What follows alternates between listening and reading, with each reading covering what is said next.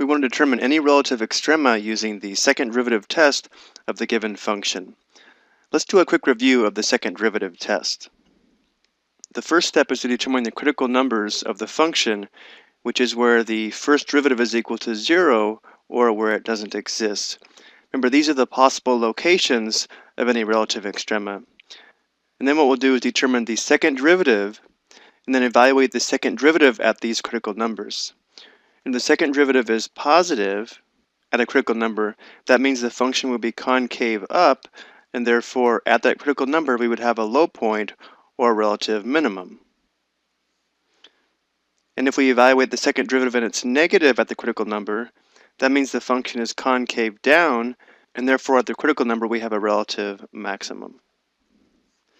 And then if it happens the second derivative is 0 at the critical number, the test fails and we have to go back and use the first derivative test.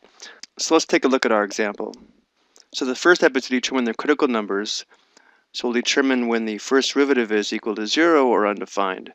So our derivative will be 12x squared minus 30x minus 18, and the derivative of 12 would be 0. This will never be undefined, so let's go ahead and set it equal to 0 to determine our critical numbers. The greatest common factor of these three terms would be 6, so let's factor out 6. We'd be left with 2x squared minus 5x minus 3. This is going to factor into two binomials. The two factors of 2x squared would be 2x and x.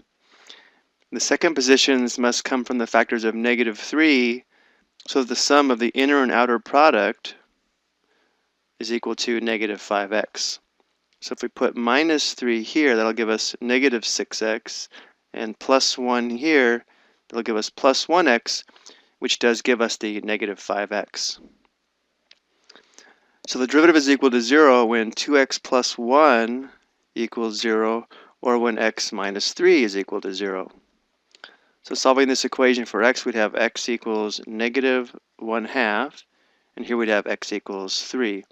And these are the critical numbers, which means these are the possible location of any relative extrema. So now what we'll do is determine the second derivative, and then determine the sign of the second derivative at these two critical numbers. So the second derivative would be equal to the derivative of the derivative. So here's our first derivative. So the second derivative would be 24x minus 30.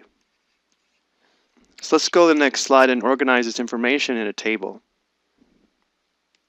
So here are our critical numbers, and then we'll determine the sign of the second derivative, which will tell us the concavity, and therefore tell us whether we have a relative max or min at these two locations.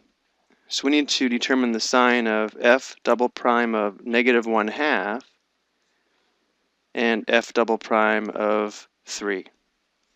And here's our second derivative from the previous slide. So we have 24 times negative 1/2 minus 30. Well, this is going to be negative 12 minus 30, that's negative 42. So that means the second derivative is negative at negative 1/2. And then at f double prime of 3, we're going to have 24 times 3 minus 30. Well, 24 times 3 is 72 minus 30, that's positive 42. So the second derivative is positive at this x value. So at x equals negative 1/2, since the second derivative is negative, the function would be concave downward, which means it would look something like this. So that means we have a relative maximum at x equals negative 1/2. Let's go ahead and record that down here. And since the second derivative is positive at x equals 3, that means it's concave up. So it would look something like this. And therefore at x equals 3, we have a relative minimum. Notice now we have the locations of the relative extrema, but we don't actually know what those relative max and min values are. To find those, we'll have to substitute these x values back into the original function, which is given here. And you can see to do that, it's going to take a lot more work. So we'll go ahead and use the graphing calculator to determine these two function values.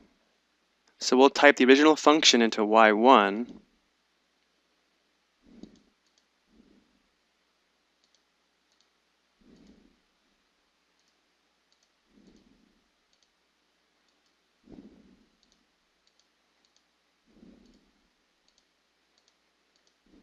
There's a couple ways of determining these function values. I'm going to go ahead and do it from the home screen. So I'm going to press second, quit, then I'm going to press the vars key, right arrow once, enter, and then press enter to select y1, and then in parentheses we're going to type in the two critical numbers. One of them was -1/2, so in parentheses we'll type in -1/2.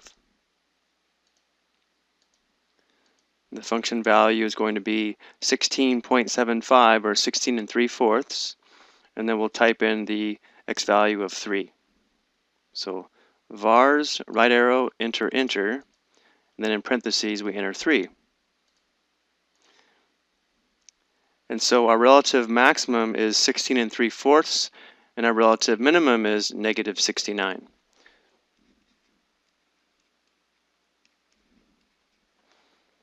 And we did do the same problem using the first derivative test, so you may want to look at that just to compare the different techniques for determining the relative extrema.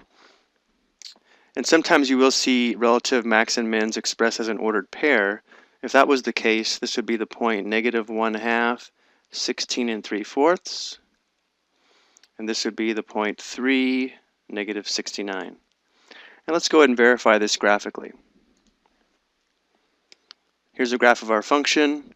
Here's the point that represents our relative maximum, and here's the point that represents our relative minimum. Again, this was the point -1/2, 16 3/4, and this was the point 3, -69. I hope you found this helpful.